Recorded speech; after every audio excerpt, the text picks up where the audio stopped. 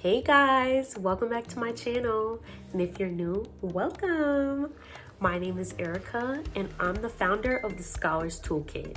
It's a blog dedicated to reimagining the standard of education for the next generation of students. So in my past videos, I've discussed the different methods I've used to graduate from Clark Atlanta University debt-free.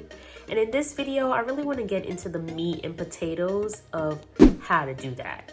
So in my opinion, I think that in order to have a plan to graduate debt-free, you must have some foundation of financial literacy. I think you can't have one without the other, period.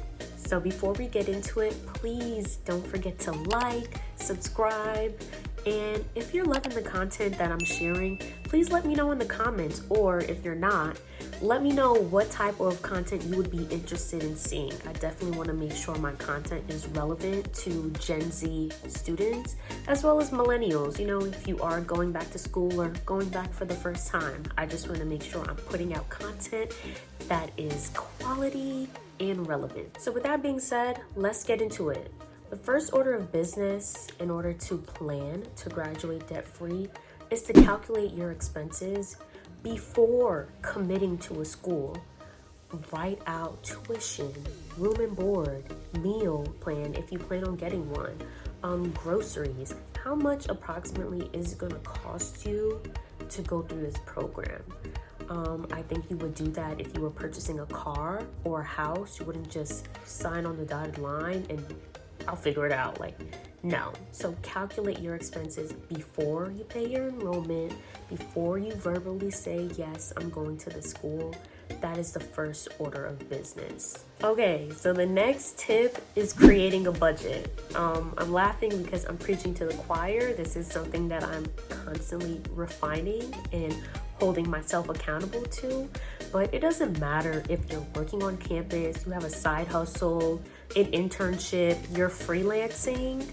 Make sure you're tracking your expenses. It doesn't matter what level of income you are at right now, creating a budget is foundational. Big names like Dwayne Wade and Warren Buffett, they discuss how they stick to their budget, even though they're making millions of dollars. So why wouldn't you? You need to know how much money is going in your bank account and how much is going out. So it doesn't matter how much extra money you make. If you have poor spending habits, you don't know how much money is going into your bank account, you always have overdraft. When you swipe your card, you're hoping it doesn't say decline. Like, that's not a quality of life way to live. So if you've never created a budget before, it's okay. Go to the link in my description box to this YouTuber who shares a Google Doc of like an example of her budget, and that's what I used when I started holding myself accountable, holding myself to the fire, to tracking how much I was spending every month. And I will add that before I started using like something digital to track my budgeting, I would just like print out my statements from my account and just like calculate, okay, how much am I spending on outside food this month? How much am I spending on like leisure or whatever? And I, even when I was doing that, I was like, okay, I'm spending a little bit too much on outside food. I need to start cooking. I spent all this money on groceries. I need to use it and save some coins. And something that I had to learn is that your budget, there are parameters that you set that you wouldn't go over. Like, your budget shouldn't be restricted. So for example, I remember I set my budget to only spending $50 on outside food a month. And I would go over that. This is like pre-COVID, you know, your girl going to brunch. And I'd be mad at myself because I'm like, oh, I set this, my budget, and I keep going over. So be realistic, give yourself grace while you're creating your budget. So next would be to exhaust all funding options before you even think about taking out a loan. You should definitely check out my last video where I just go into several different methods that I use. But I truly think it's criminal to tell young adults, yeah, just take out this student loan for $50K, $100K, and they don't know the implications of paying back these loans. They don't know how long it's going to take. They don't know the consequences of not paying back these loans. So Why not teach students to get scholarships, fellowships, grants, assistantships? There's just so many other options, and loans should be your last resort, period. And my last tip would be to take the initiative to learn. For those who don't have loved ones to lean on, learn from, take advantage of books or even YouTube or podcasts. We're living in an era where people are sharing information at a pace that has never been possible before.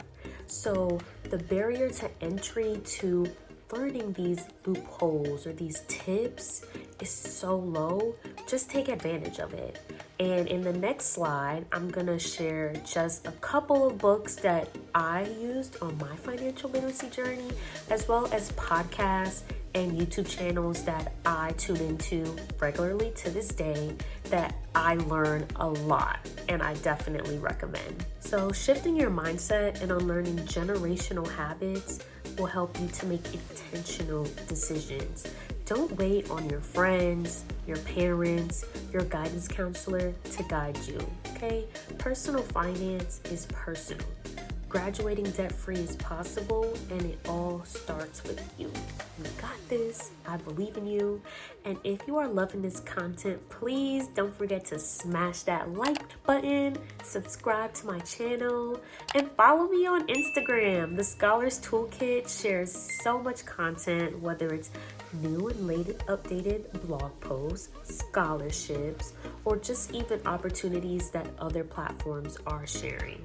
Thank you so much for tuning in, and I look forward to seeing you in the next video.